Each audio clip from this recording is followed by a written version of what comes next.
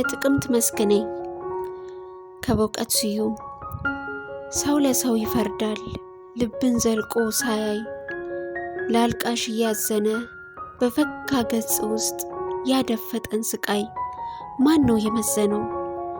የይስሙላም ይሁን ከልብ ያለቀሰ አያጣም አይዞባይ፣ ካንጀት ይሁን ካንገት እንባ ላፈሰሰ አይጠፋም ከመንገድ መሐረብ አቀባይ።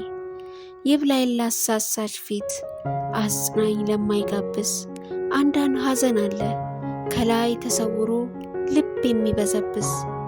የጥቅምት ብሩህ መስክ አደይ የለበሰ ስንቱን ጉድ አዝሎታል ስሩ ከተማሰ። የጥቅምት መስክ ነኝ አደይ ያደመቀው ፈገግታ ቢውጠው ዘበት ቢደብቀው፣ የኔም ብቻ ህመም እኔ ነኝ የማውቀው።